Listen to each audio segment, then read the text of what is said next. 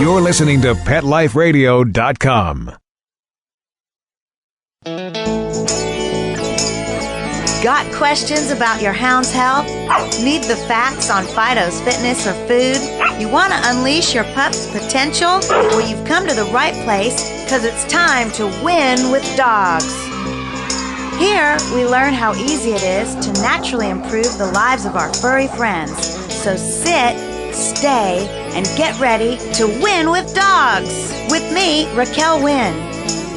Hey folks, thanks for joining me today on Win with Dogs. I'm Raquel. We're talking pet health here on Pet Life Radio. Today I have an exciting topic. We are speaking with Dr. Jeffrey Kozak, who is an orthopedic spinal surgeon with humans who has started a Canine Health Institute in Houston. And now the thing I love about this place is he offers all kinds of alternative modalities such as acupuncture, chiropractic care, treadmills, hydrotherapy, heat therapy, massage, etc. to help our pups deal with pain, which we know from various other podcasts I've given, pain is really tough to deal with in animals. And as Dr. Jeffrey Kozak is going to tell us, one of the things that prompted him to start his clinic was all of the unnecessary euthanizations of animals with orthopedic stuff and arthritis and pain. So I'm super excited to be talking with someone, number one, who has experience in human health and has seen the translation across, into the canine world, how it can help with canines too. As you know, my book, Stretch Your Dog Healthy, touches exactly on this. So I'm super excited to see what kind of input he has and what kind of results he's been getting. I'm sure they're fabulous. But hang tight. We're going to take a short commercial break. Get comfy. Get your notepad out, and we're going to get into the world of helping our dogs with pain through alternative modalities. Speaking with Dr. Jeff Kozak. Hang tight. Hey, don't you go anywhere. We'll be right back to Win with Dogs right after this quick water break.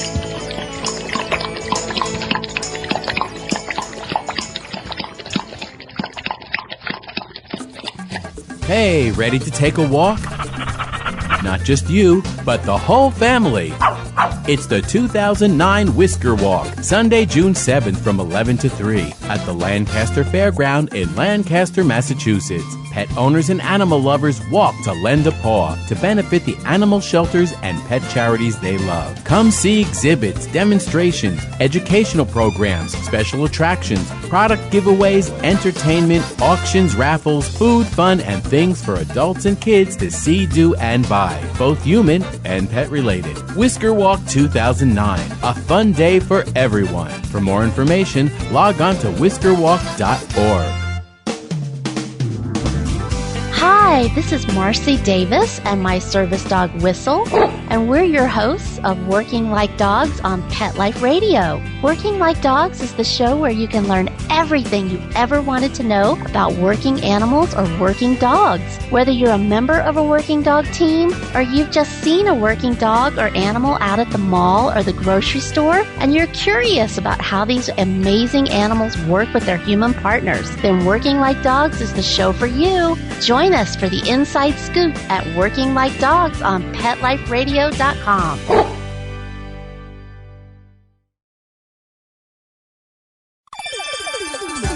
Let's Talk Pets on PetLifeRadio.com.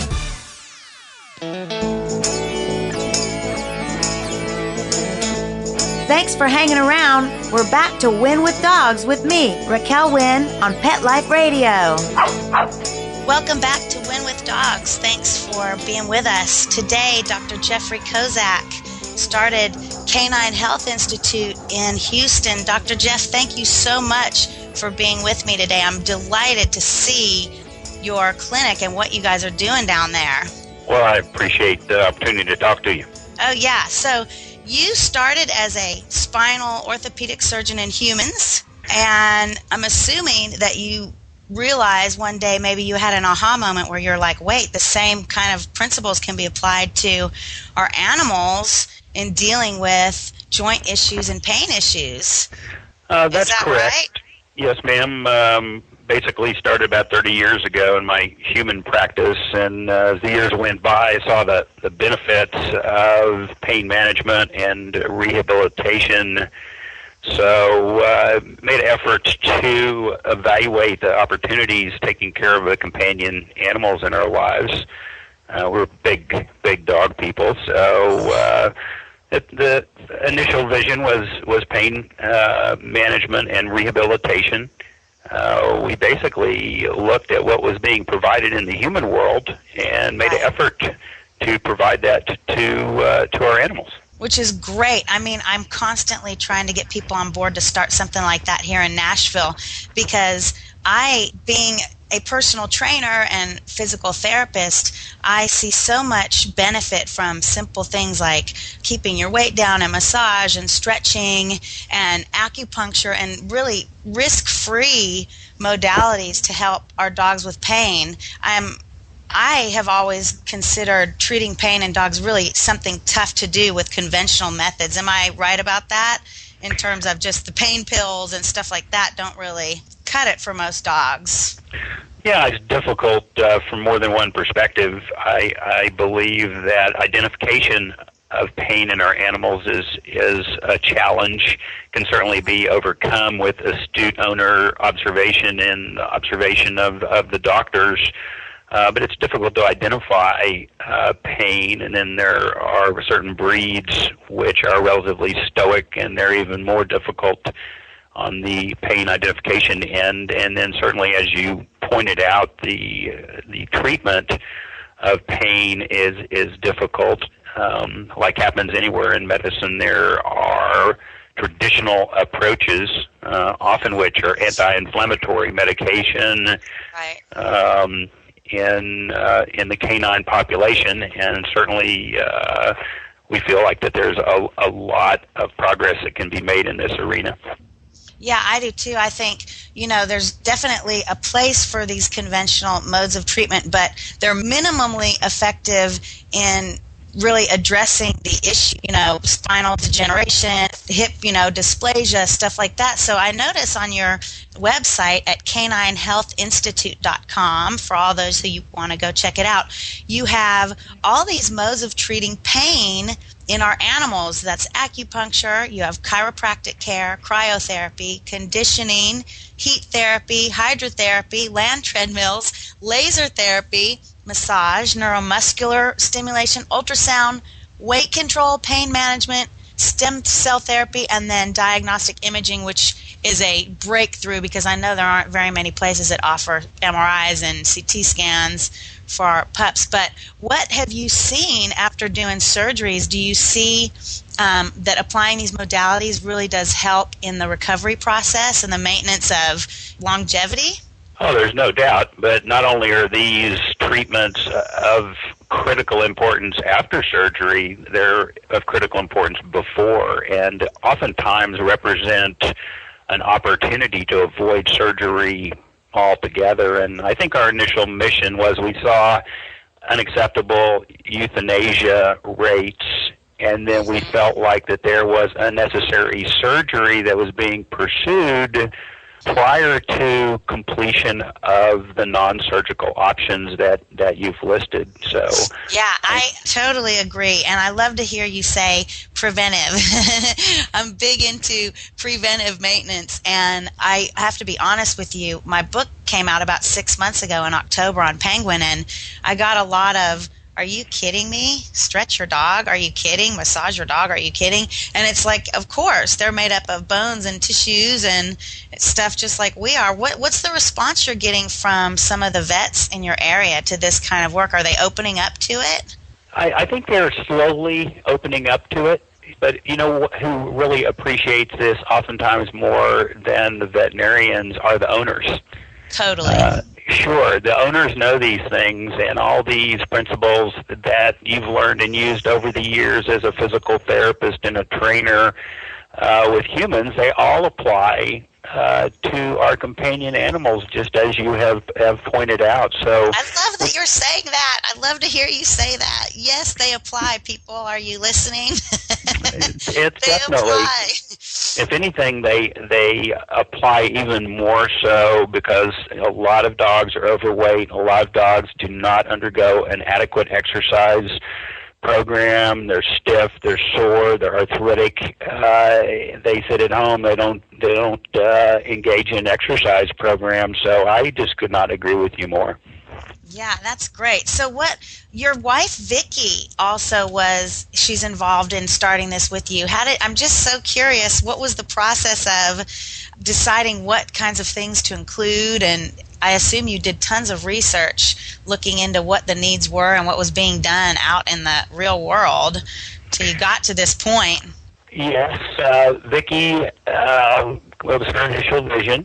And we were talking to some veterinarian friends who gave us a number of about 1,000 euthanasia cases per year in Houston of older geriatric arthritic dogs. And us being huge animal lovers, we just immediately said, well, this is unacceptable. We have to do something about this. Yeah. So Vicky spent actually about a year traveling across the country and talking to people, looking at rehabilitation clinics. What we found was that there is a growing effort at rehabilitation. There is very little pain management, and there is very little imaging. So we kind of added all this and put in the critical holistic components of chiropractor and acupuncture and massage, and formed our clinic. And then I kind of came along and made an effort to apply what we're doing in humans to our animals at the clinic and duplicate the human care model. And you ended up with Canine Health Institute. We call it CHI. I love it. I love it because I've talked to some people and it's like it started with dental cleaning. It started with getting your dog's teeth cleaned. I remember when people were suggesting getting your dog's teeth cleaned, it was like, what? And of course that works. Of course the same things apply. Eating a good sound, having a good sound diet, exercise, movement. Of course it all applies to any living thing made up of bones, tissue, muscles.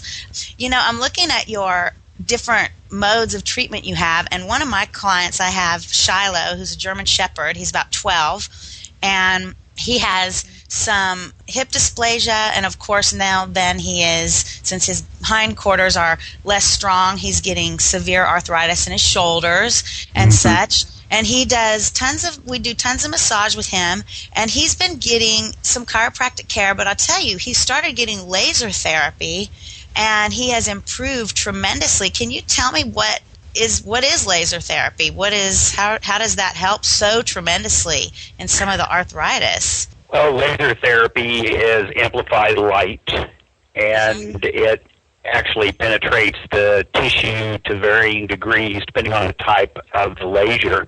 And this laser energy is quite surprising. It heats the tissue.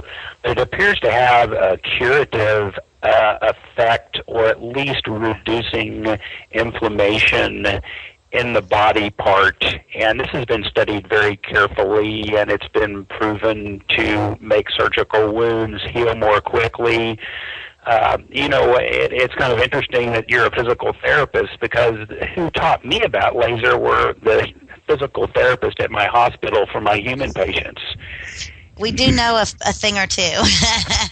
Yes, and it's there are a lot of cases downstairs at my human hospital where the physical therapist is not compensated in any way for use of the laser, but they all choose to go ahead and use the laser, at no charge to anybody, because they learn how beneficial it is. So that's the story with laser, and it's kind of a critical part of rehabilitation in the mind of all of our therapists, and mine as well. Cool. I totally agree. So, Dr. Jeff Kozak, let's repeat a little bit about the laser therapy. You were saying it's amplified light in the body, which actually seems to decrease inflammation, which is so essential for pain management. As I've said on my previous podcasts, pain comes as a result of inflammation, and oftentimes the body overcorrects and overprotects us in an attempt to inhibit movement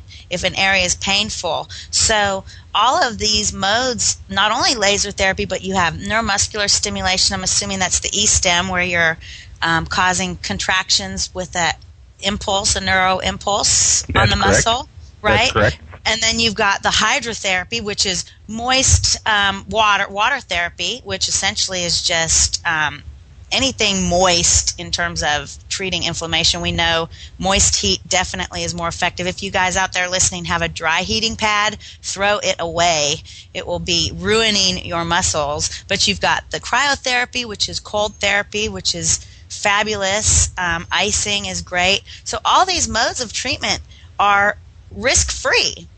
So I'm thinking, wow, people are considering this a breakthrough place, but you probably are like me looking at this like these are things right at our fingertips that are risk-free. And they help so much. Why are you the first clinic? Why are you the first person doing this is my question to you. I know you don't have an answer, but that is my main question. So what kind of acupuncture you get good? What's your favorite mode of treatment, or are all dogs different? Is it dependent on the case? I think the best tool at the clinic is our underwater treadmill. Yes. Underwater treadmill, we run the water at differing levels, but typically about mid-shoulder. Mm-hmm. And there, you warm the water, and so you get back to the heat issue that you made reference to. It is a way to unload the skeleton to a certain degree, or reduce the amount of load on the fore and hind limbs of the animal while they're exercising. So you have stiffness, you have deconditioning, and all these components that we reviewed. And the underwater treadmill is probably our best tool. We can take animals that have major neurologic deficits, from which are neurologic problems with their hind limbs due to spinal cord difficulties, or animals with severe arthritis, and we make huge immediate headway with our underwater treadmills. I bet. So it's just a wonderful tool, I think, for sure. Myself and the therapist there and the veterinarians all like the underwater treadmill the most. Cool. Okay, unfortunately, I just looked at the clock, and we have to take one more commercial break, so don't go anywhere. Dr. Kozak, you especially don't go anywhere. And listeners, hang tight. We're going to be right back with more from Dr. Jeffrey Kozak with the Canine Health Institute. Hang tight. Hey, don't you go anywhere. We'll be right back to Win with Dogs right after this quick water break.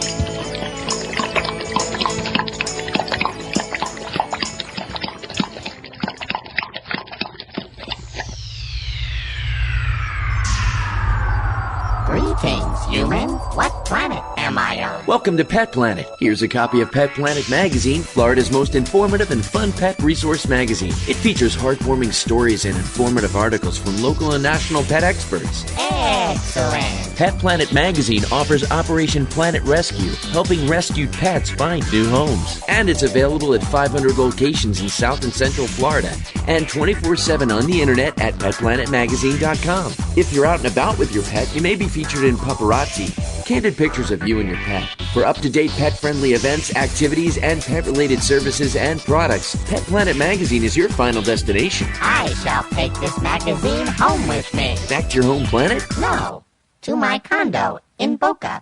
Pet Planet Magazine. Check them out at www.petplanetmagazine.com or 352-394-8578. It's out of this world.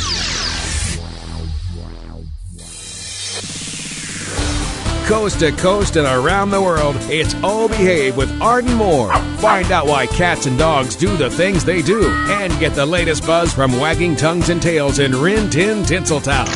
From famous pet experts and best-selling authors to television and movie stars, you'll get great tail-wagging pet tips and have a fur-flying fun time. Oh Behave with America's pet edutainer, Arden Moore. Every week on demand. This is the place for a special paparazzi treat. Only on PetLifeRadio.com.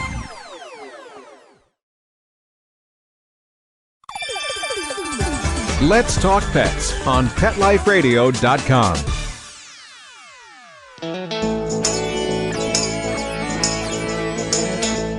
Thanks for hanging around. We're back to Win with Dogs with me, Raquel Wynn, on Pet Life Radio. We are back, and Dr. Kozak, I want to talk a little bit more about the underwater treadmill. Oh my God, swimming. I was a swimmer as an athlete, and I do a lot of work with orthopedic surgeons here, and they all say swim. If you can swim, swim as a human for rehab. It's fabulous, and so the same holds true for our dogs. I mean, of course it does. What if you don't have access to an underwater treadmill? Can you put like your tiny dachshund, hold him up in the bathtub and let him mimic swimming? Would that be something helpful? I mean, can you do some of this stuff at home? Oh, there's no doubt. There's no doubt, especially on our smaller dogs. We've even had very small dogs in sinks. When we establish our home programs, but the bathtub obviously works for the dachshund-sized animals. And then, of course, a lot of people will have access to a pool, not necessarily a pool that they may own, but a neighbor or a friend or a family member. You know, if you make the effort and you look for the water options for your animal, we found that the majority of our owners can proceed with a home program with a little bit of homework. Yeah, and that's one thing. So if you're out there and you have a dog who you think could benefit from coming to Canine Health Institute, unfortunately there's only one right now in Houston, Texas, but I understand, Dr. Kozak, that you can assess the clients and then, as you're saying, provide people with at-home rehab stuff to do. So how much is up to the pet parent to keep up with it? I always say consistency is the key versus intensity. I mean, it's like a little bit of movement every day. So it's vital, in my opinion, that someone would need homework, you know?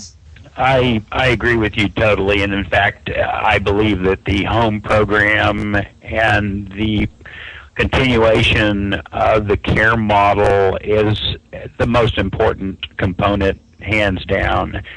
You can only accomplish so much so quickly with, 3 times a week treatment for a month or whatever the treatment plan might be. And it is those institutes of weight control, regular exercise, administration of whatever therapeutic exercises the physical therapist prescribes along with the veterinarian.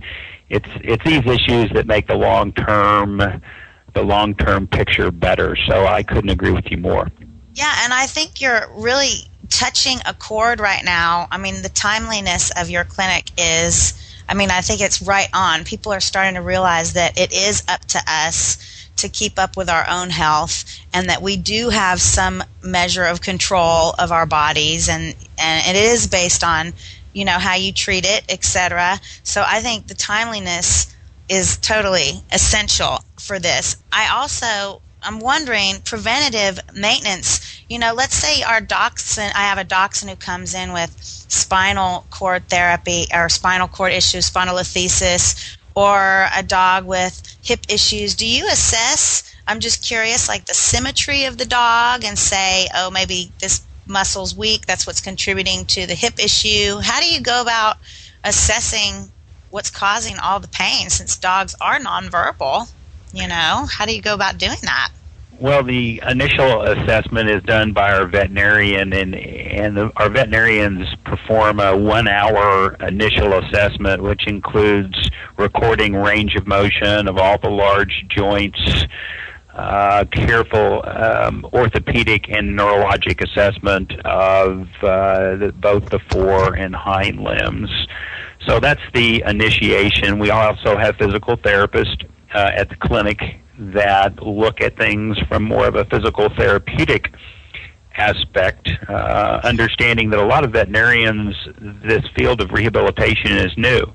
Exactly right. So we're kind of dependent on our physical therapists, not only to evaluate the animals, help evaluate the animals, but just as importantly is to teach our veterinarians these physical therapeutic principles. So yeah, I'm glad that you seem to say that people are becoming more open.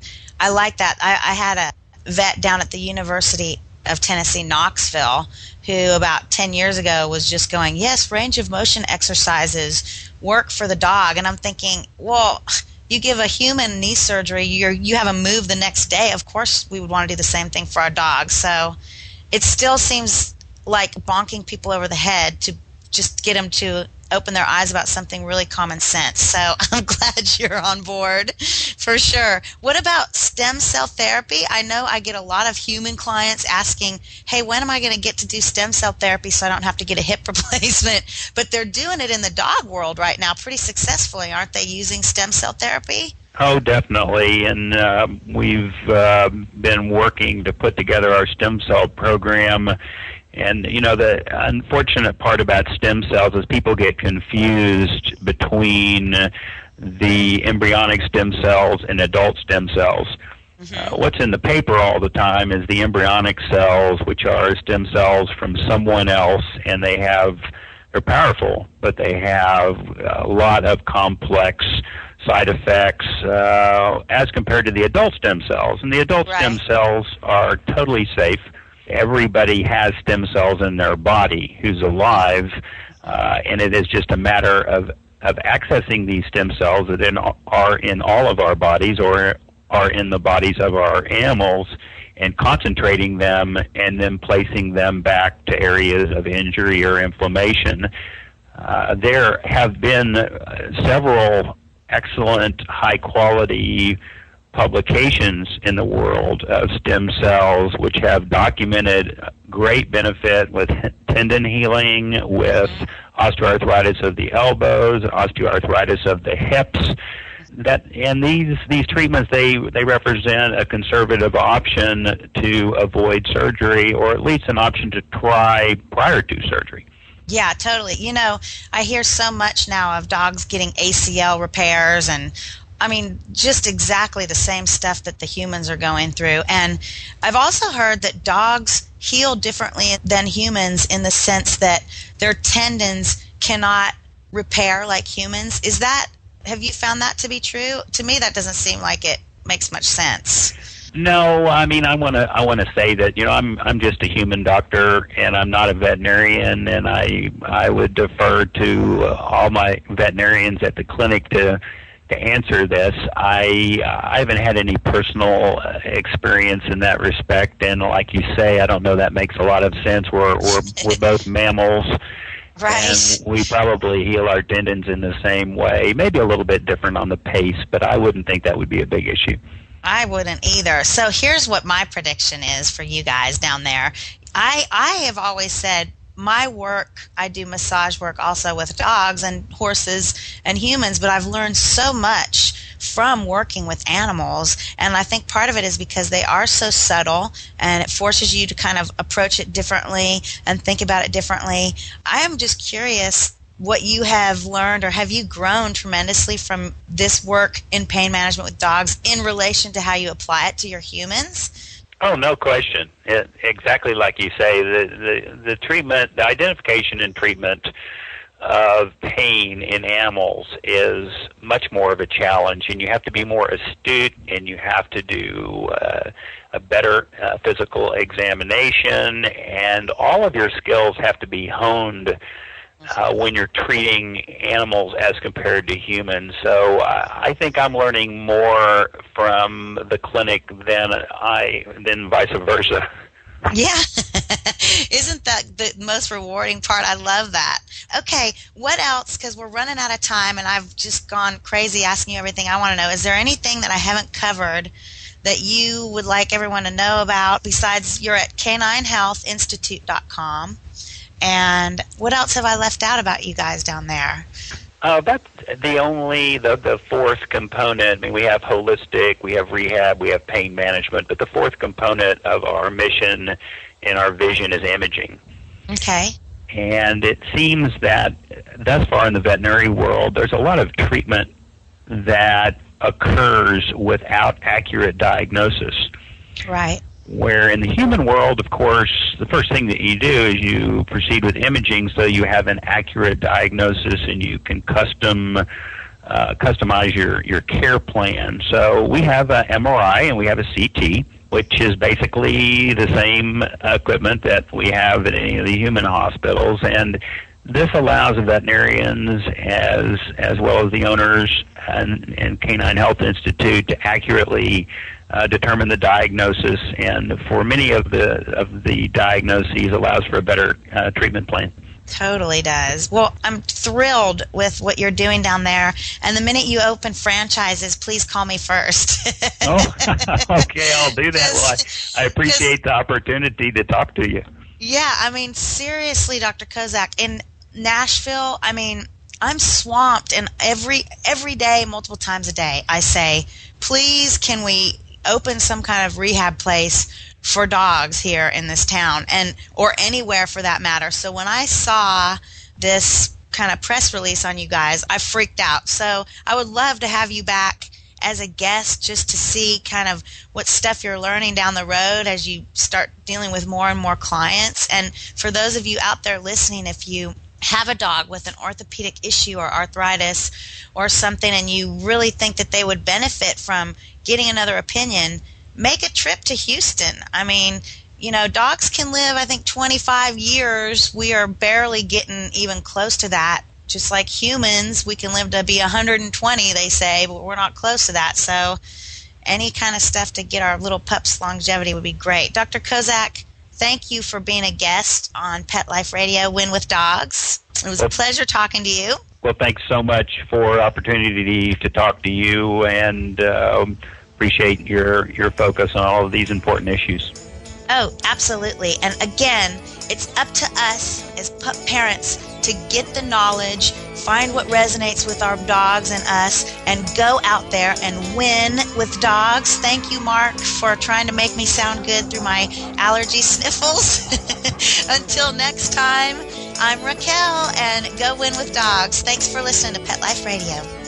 Exercise, nutrition, interaction, and love make for one healthy, happy hound. Give yourself the gift of knowledge on demand every week right here at Pet Life Radio with me, Raquel Wynn, and Win with Dogs.